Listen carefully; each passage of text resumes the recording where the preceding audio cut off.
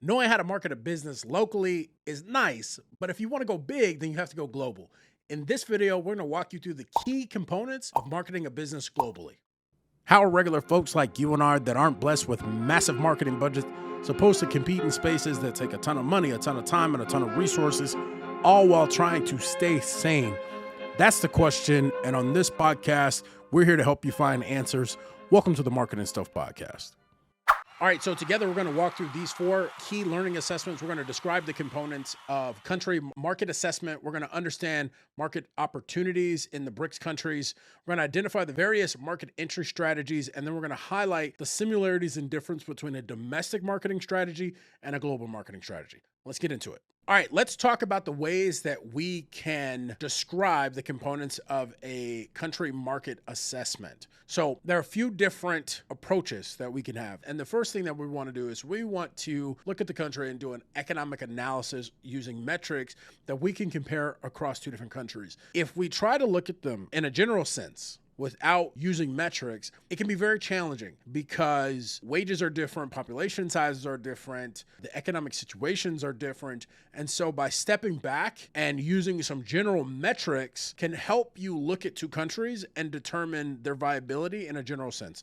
And so the first one is just doing a general economic environment evaluation. And we can do that by using some different metrics that, again, are generalized and used in economic circles. So if you're used to economics, if you're used to politics, if you do anything globally, then these terms are used a lot when comparing to countries. And so the first one is trade deficit. So when a country imports more goods than it exports, a trade surplus is the second, occurs when there is a higher level of exports than imports, right? Then we have gross domestic product. This is the total value of goods and services in a country. And then we have gross domestic income, which consists of GDP plus any income that's earned through investments abroad. And then we have purchasing power parity. And this is basically saying, like, what would the value of an item be if the country's currency was expressed as the same? Then we can evaluate a market based on the size and population growth. We have to understand that looking at a country or any given market by its current size and not looking at the population growth is setting yourself up for future failure, because in many cases, what you'll see is a population that you look at today may be changing in the next 5 to 10 years. And so we have to be very mindful of what is happening. Is the population going up or is it going down? And then if it's going up, we also need to determine if it's going up in the area that we care most about.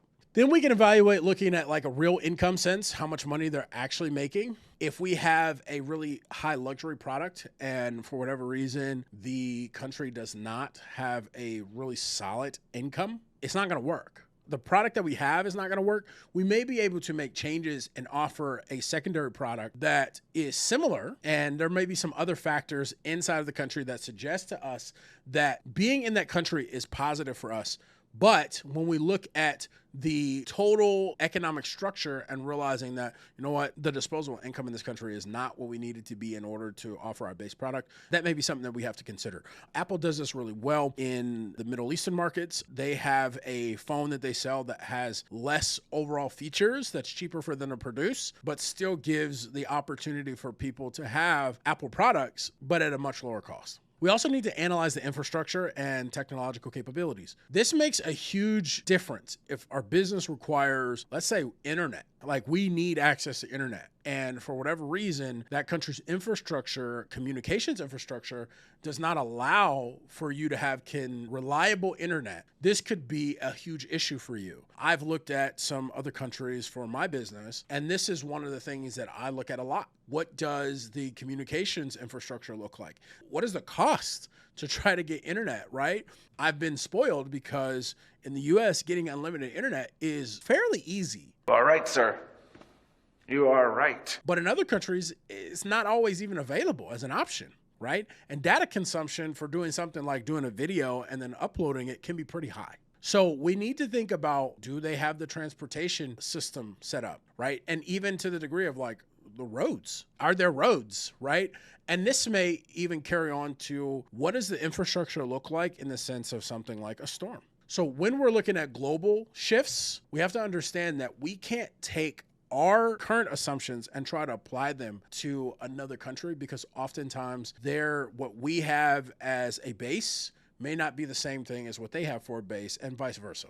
Then we need to analyze governmental actions. So there are quite a few actions that a government can take, and you'll see them listed out on the screen. This document is available to you if you go to mauriceadavis.com/vault. You can grab this document with all these terms in there, or pause it, take a screenshot, because this is just a summary of some of the governmental actions that a country can take.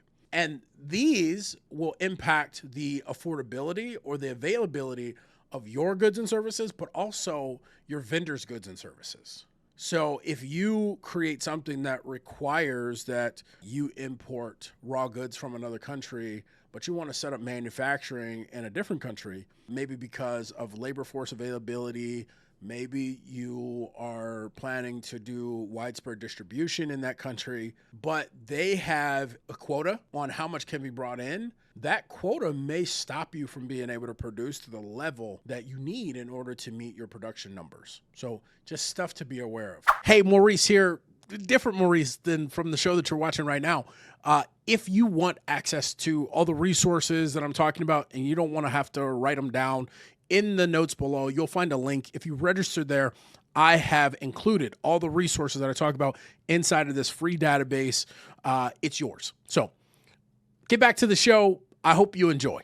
We also need to look at the social cultural factors. So what are the dynamics of the people? Okay. Because again, assumptions that you make about behavior and the way people will perceive an action, you got to let that go. Okay. There is I don't know how to say this, Hofstede. Y'all, I'm sorry. If you know how to say this person's name, drop it in the comments. But the point is that it's a cultural dimensions assessment. And it looks at 5 different factors or 6 different factors, and then it compares them on an axis. And this is just an example that was pulled from the McGraw-Hill book, and it talks about power distancing and individualism. Again, if you want this chart, you want this table, feel free to go to mauriceadavis.com/vault, and you can get all this stuff. But let's talk about it from the perspective of this example. So power distance, willingness to accept social inequity as natural, and then individualism, perceived obligation to and dependence on groups, right? It makes sense that we're going to compare these two on an axis together. So we would say that a group that has high power distancing, right? Okay, let's go back up. Willingness to accept social inequity. Okay, this group right here, it says Guatemala and Panama both have high power distancing. So they will accept social inequity as natural. Whereas the second, individualism, somebody that has high individualism, perceived obligation to and dependence on groups, these people would have high dependence on groups. So we may look at it and go, okay, we may look at this and go, what this chart tells us is this group here is dynamically different than this group here. That's what that tells us. And if we're marketing to this group up here, then the marketing needs to look very different to this group down here. This group will likely to accept social inequity as an issue, okay? And we need to make adjustments for that. Maybe in this country, we don't. Maybe. Right?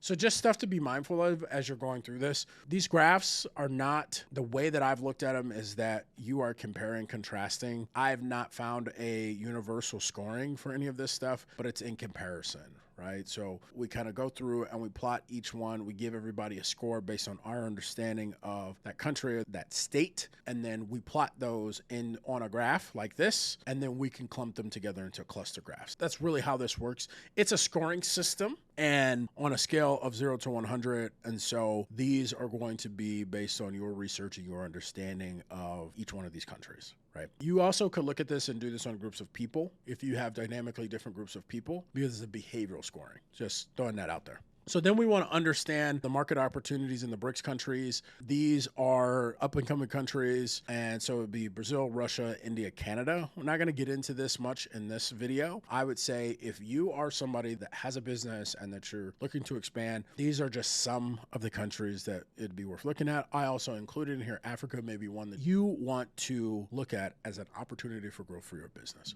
Identify various market entry strategies, and I've attempted to label these from less risky risky to most risky. So the first one is exporting. This is when you send goods out. The reason why this one I'm saying is on the scale of less risky, in most cases, you probably already have these goods. And when you're doing your exporting, they're probably already being sold to someone. So what we're not trying to do is go over there and set up a distribution channel. So we're selling them wholesale to someone else. Then we have franchising. It's a contractual agreement between two organizations. That's really where you're going to give somebody the right to use your name in your system. We have strategic alliance. It's a collaboration between two organizations. You are partnering with one another in some degree, sharing resources, but you both are still separate organizations. Then you have joint venture. This is typically we're going to become one company. We're going to work together under one umbrella. And then you have direct investment. This is where you're going to go in and you're going to pay for everything. Everything!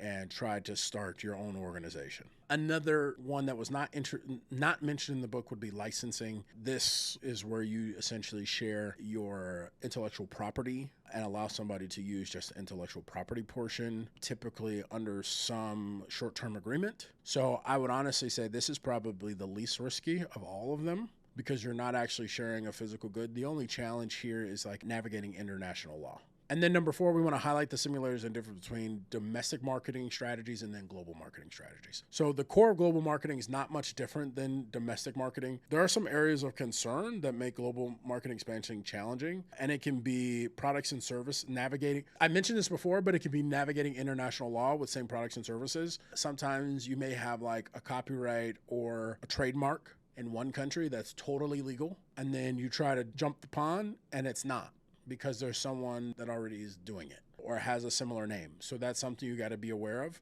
You may need to make minor changes to your product or service in order for the market to accept it. You might have to create a different product altogether. You need to look at what it should be priced because pricing in your original country may not be suitable, especially with the cost of setting up distribution. That gets us to distribution strategies. You may have to completely scrap your old plan and build a new plan.